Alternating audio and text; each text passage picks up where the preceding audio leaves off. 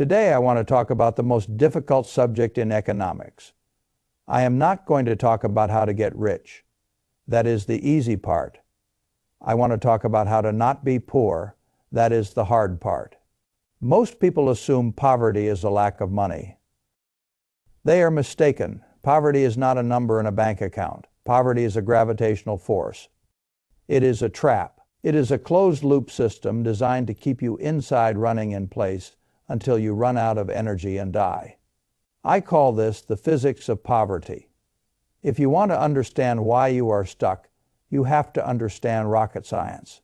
When a rocket tries to leave the Earth, it fights against gravity to reach orbit. It must hit a specific speed. We call this escape velocity. If the rocket uses 99% of the fuel required, but does not hit that specific speed, do you know what happens? It does not get 99% of the way to the moon. It falls back to Earth and it crashes. This is exactly what happens to the working households.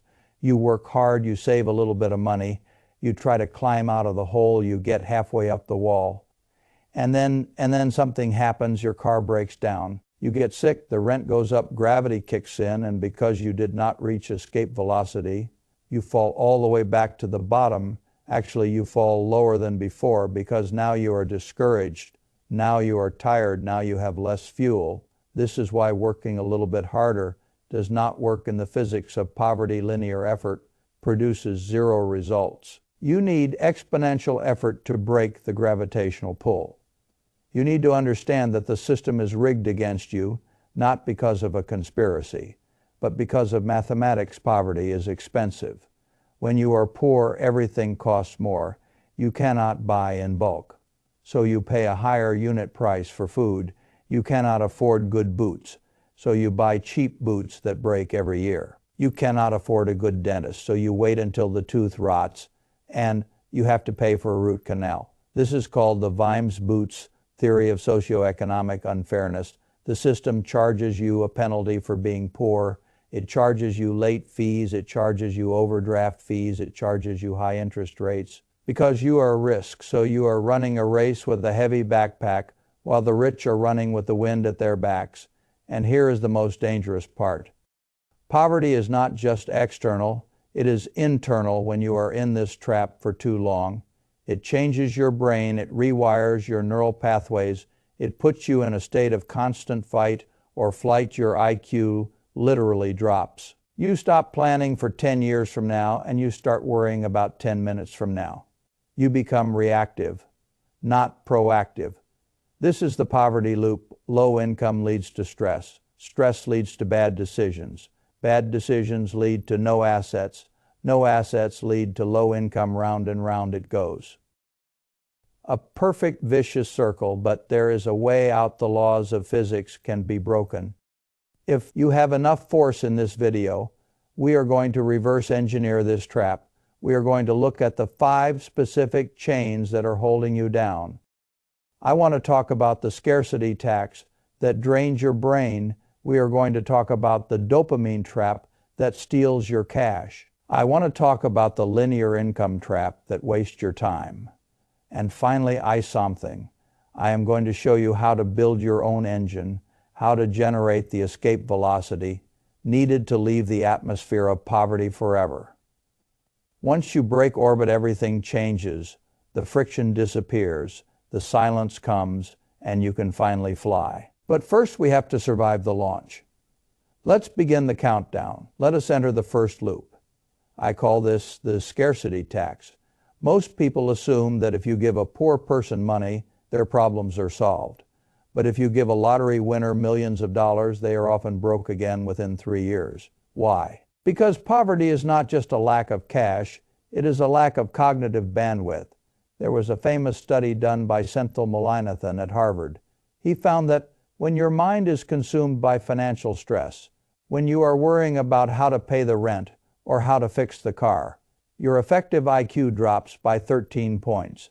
13 points. That is the same effect as going without sleep for 24 hours or being a functional alcoholic. This means that when you are poor, you are literally operating with a damaged processor. You are trying to solve complex long-term problems with a brain. That is in survival mode.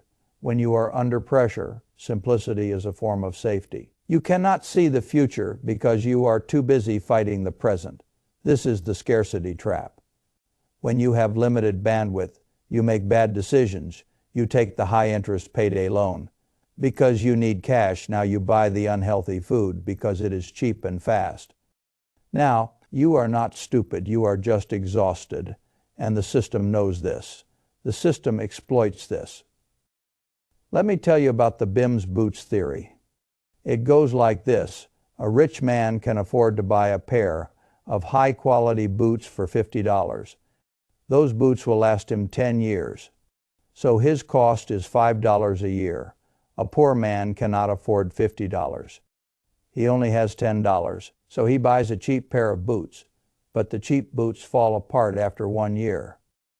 When you are under pressure, simplicity is a form of safety. So next year he has to buy another pair for $10, and the year after that, over 10 years, the poor man spends $100 on boots. The rich man spent $50. The poor man spent twice as much money and his feet were wet the entire time. This is the mathematics of being poor. It is expensive to be poor. You pay late fees. You pay overdraft fees. You pay higher interest rates. You buy small quantities of toilet paper because you cannot afford the bulk pack. So you pay more per S heat. The system charges you a premium for your lack of capital. So how do we break this first loop? How do we stop the bleeding? You need to build a buffer. Your first financial goal is not to get rich. It is not to buy a house. It is not to invest in the stock market. Your only goal is to save $1,000 or even $500, put in a separate account and do not touch it. This money is not for spending. This money is for buying back your brain. When you have a buffer, the car breaking down is just an inconvenience. It is not a disaster.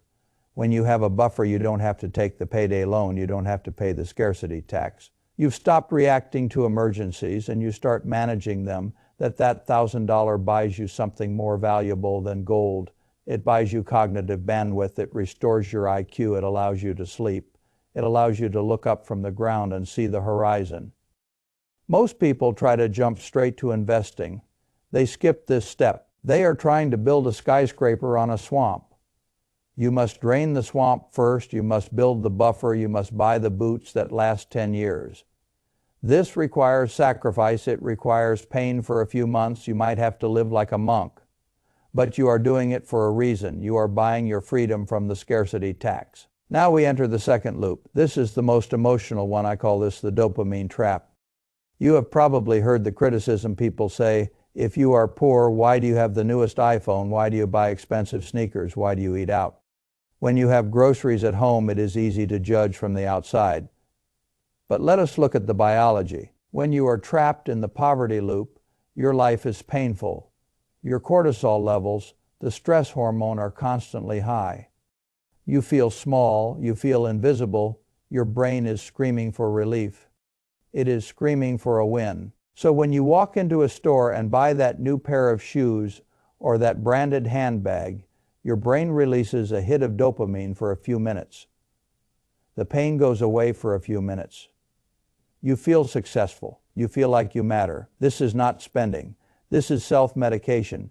You are using consumption as an anesthetic to numb the pain of your reality. But here is the trap.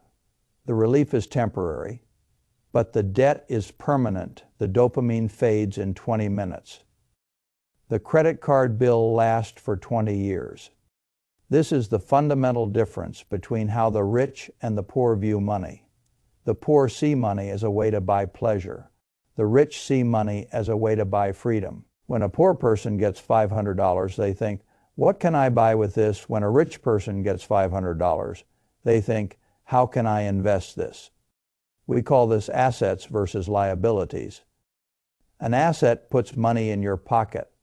A liability takes money out of your pocket.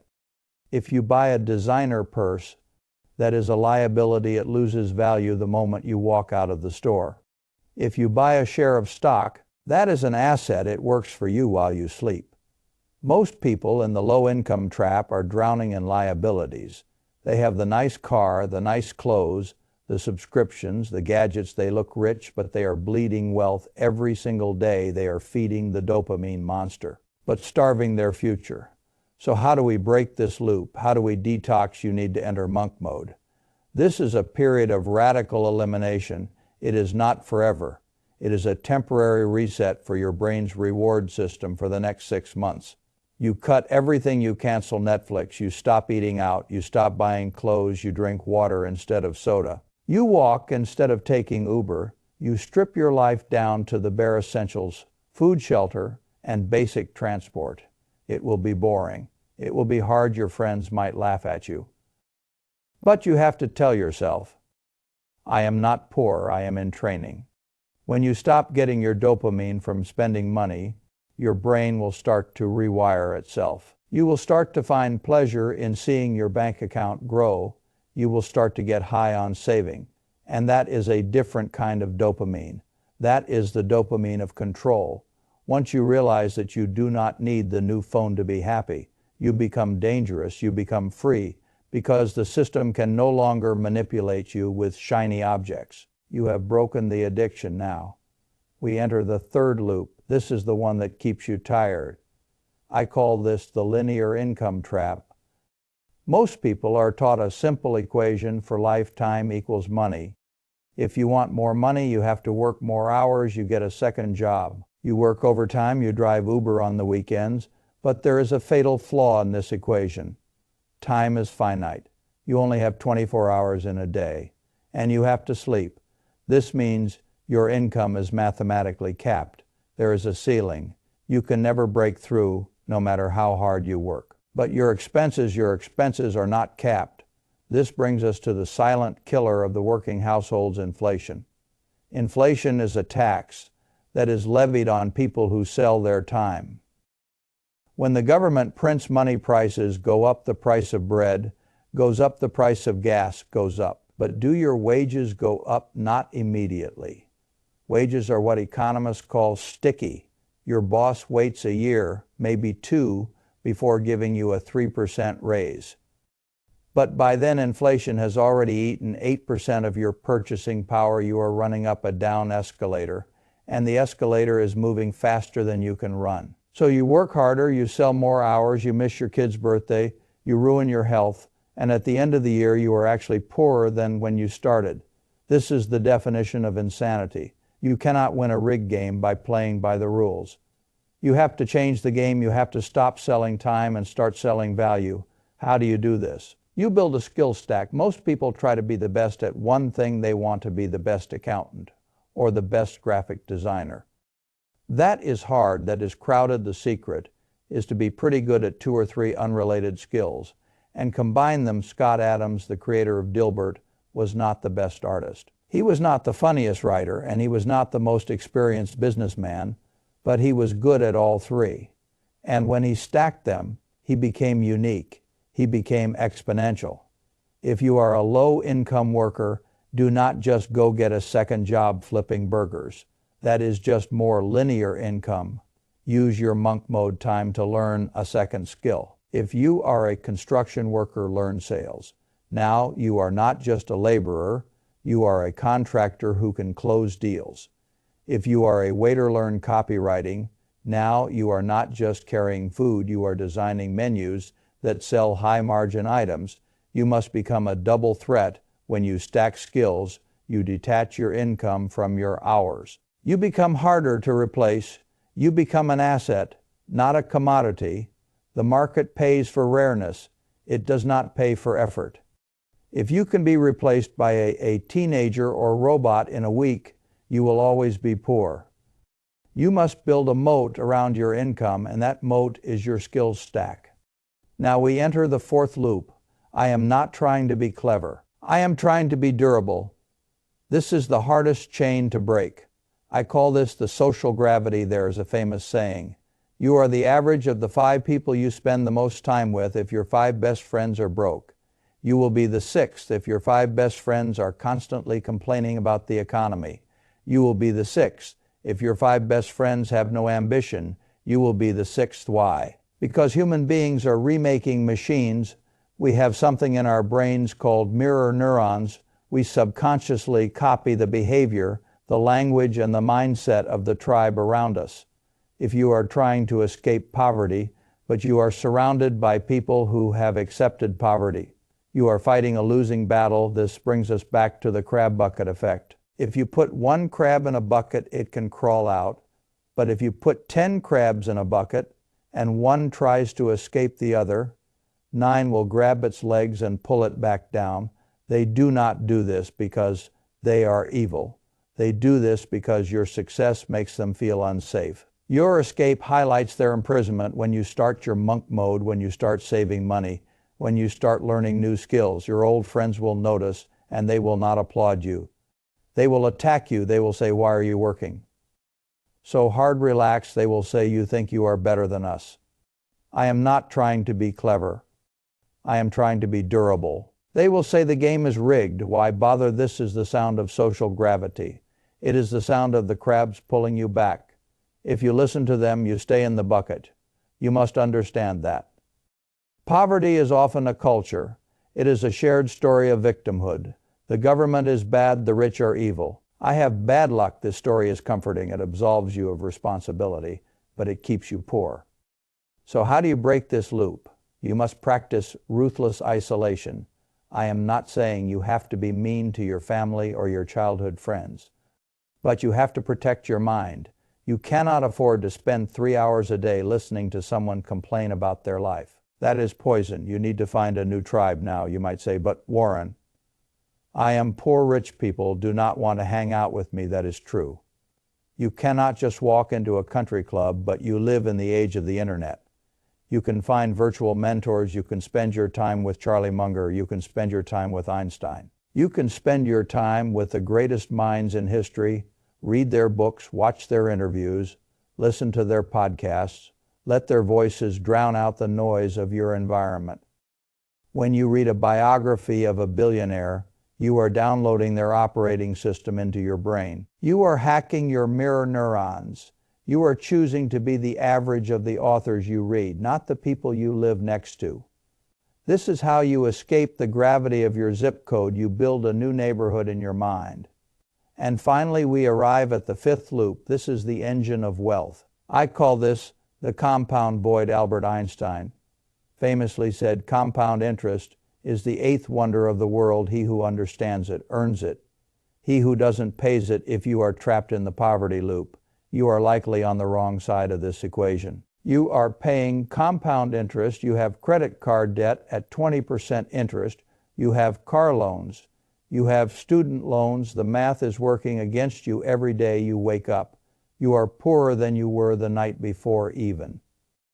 If you didn't spend a dime, you are paddling a boat upstream and the current is stronger than your arms. The wealthier are on the other side. They earn compound interest. They have money in the S&P 500. They have real estate. They have businesses. Every day they wake up, they are richer than the night before, even if they slept all day. This is the snowball effect. If you want to escape low income, you must stop being the person who pays interest and start being the person who earns it. You must cross the line. How do you do this? You need to follow the 3 stages of escape. Stage 1, survival. This is where you stop the bleeding. You cut your expenses to the bone. You use your monk mode savings to pay off your high interest debt. You kill the vampire. That is sucking your blood. Stage 2, accumulation. This is where you start buying assets. And I do not mean a house or a car. I mean productive assets. You take $10 a day, just $10, and you put it into a low-cost index fund. You ignore the noise. You ignore the flashy trends. You just buy a piece of the American economy and let it grow. You are building your own snowball. It will look small at first. It will look pathetic. But you must trust the math. Stage 3, freedom. This is the moment when your assets generate enough cash flow to cover your basic survival needs. This is escape velocity. The moment this happens, you have broken the gravitational pull. You no longer have to sell your time to stay alive. You have options. You have dignity. Now let us review the poverty loop we talked about, the scarcity tax. We talked about the dopamine trap, we talked about the linear income trap, we talked about the social gravity, and we talked about the compound void. These are the chains that bind you. But remember, these chains are made of metal, but they are forged in the mind. The door to the cage is open. It has always been open. The system wants you to stay inside. Your friends want you to stay inside. Your own fear wants you to stay inside, but you have the physics on your side. This is about keeping your options, not impressing strangers. You have the map, you just need the courage to walk out. That is all. Thanks for watching.